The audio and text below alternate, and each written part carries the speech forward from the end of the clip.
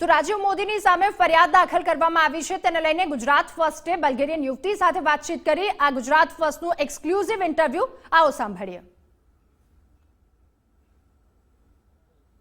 કેડિલા ફાર્માના માલિક સામે જે છે તે સોલા હાઈકોર્ટ પોલીસ મથકે જે છે તો ગુનો નોંધાઈ ચૂક્યો છે। બલ્ગેરિયાની જે યુવતી હતી કે જેને અમદાવાદ શહેરના અલગ અલગ પોલીસ સ્ટેશન અને સાથે હાઈકોર્ટની અંદર જ્યારે પિટિશન કરી તે પિટિશન બાદ હાઈકોર્ટની ટકોર જે હતી તે ટકોર બાદ સોલા હાઈકોર્ટ પોલીસ સ્ટેશનની ફરિયાદ નોંધાઈ છે રાજીવ મોદી સામે કે તેને બલ્ગેરિયાની યુવતી સાથે જે છે તે બળાત્કાર કર્યો છે અને તેના અંગે આઈપીસીની કલમ હેઠળ જે છે તે ગુનો નોંધાય છે। જે યુવતી સાથે આ ભોગ બની છે જે યુવતી તેની આપણી સાથે છે તેની સાથે સીધી વાત કરીશું। You want lots of struggle in past few months. What are you saying? I just want to say that it's time to stop this psycho monster and to help for all these 15 women who was raped and who was struggled with me. And I want to request for a help from Narendra Modi sir and from Magister sir.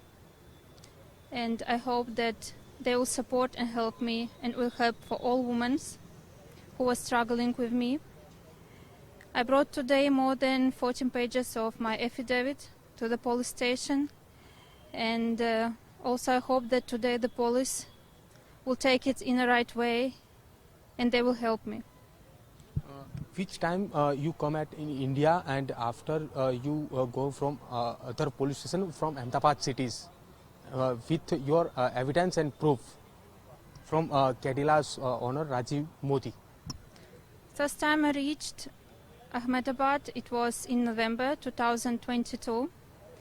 Since November till March I was with Kadila, and in March they start to threaten me, they start to force me to leave the country, and I understood that my life is in danger, I'm in danger, and I went to the police station 8 April. It was my first time when I request help from the police station. I request help from FRO office. And during 1 month they just were using me probably to make some money and just threw me out after this. And I decided to take help from the local court, from the High Court. And from March till today, during last 6 months, I am fighting in the High Court, asking for the help. બિલકુલ આ પીડિતા હતી હવે પીડિતાના વકીલ જે છે તે આપણી સાથે છે તેની સાથે વાત કરીશું।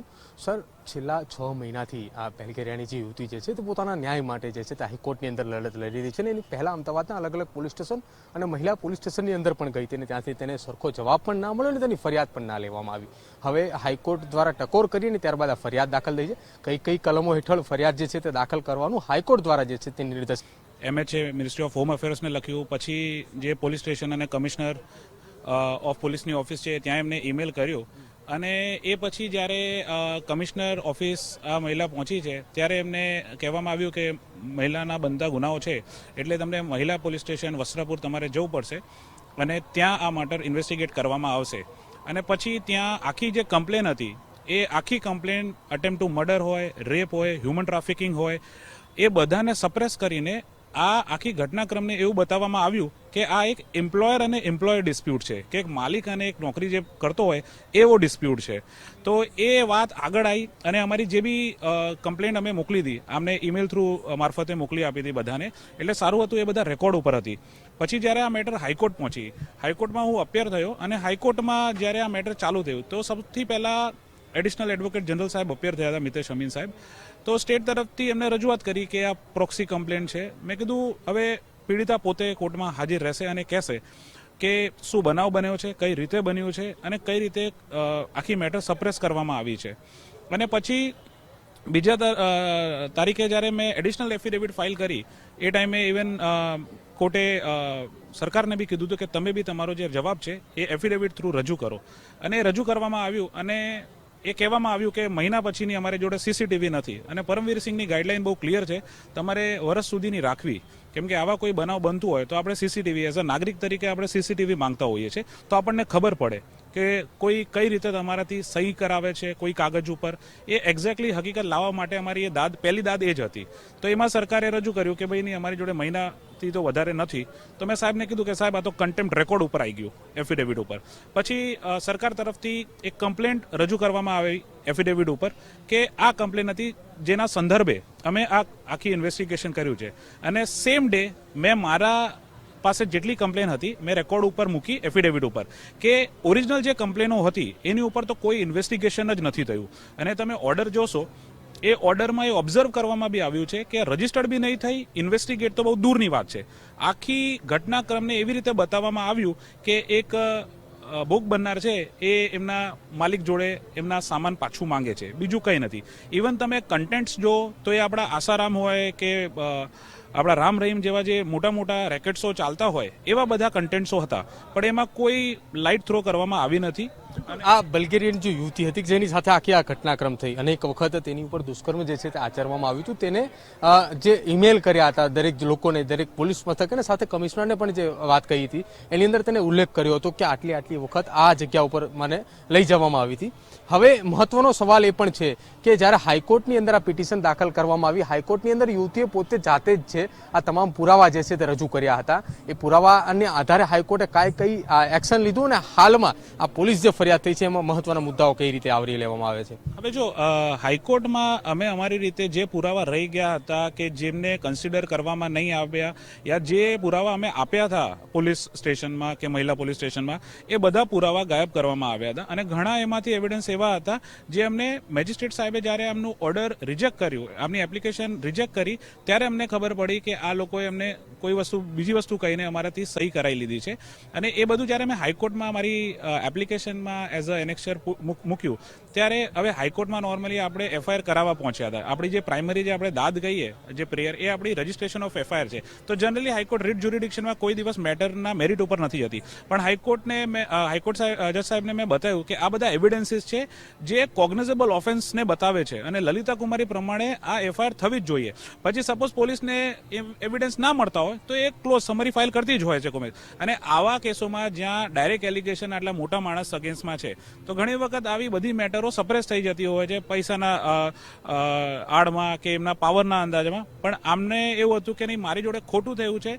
અને મને જેટલી બી માહિતી મળી છે, ઘણા છોકરીઓએ મને બી કોન્ટેક્ટ કર્યું છે જેમની જોડે ખોટું થયું છે, મેં એમને કીધું કે તમે આગળ આવવા માંગશો તો હું એઝ અ એડવોકેટ તમારું પક્ષ મૂકી શકીશ, બાકી તમે કહેશો કે પાછળથી મૂકો તો નહીં. તો અમને કીધું કે હું તો ઊભી જ છું. પછી મારે સુપ્રીમ કોર્ટ જવું હોય, ઇન્ટરનેશનલ કોર્ટ જવું હોય, યુરોપિયન હ્યુમન રાઇટ કાઉન્સિલ જવું હોય, હું ડેફિનેટલી જઈશ. એનો મતલબ એમ કે હજી રાજીવ મોદી ઉપર જે બલ્ગેરિયન યુવતી એક જે આક્ષેપ લગાવ્યો છે ને જેની સામે જે ફરિયાદ દાખલ થવાની છે કે બળાત્કાર અંગે, હજી પણ આમાં અન્ય યુવતીઓ છે કે જે એ વસ્તુનો ભોગ બની ચૂકી છે ને એ પણ ફરિયાદ નોંધાવશે આગામી સમયમાં?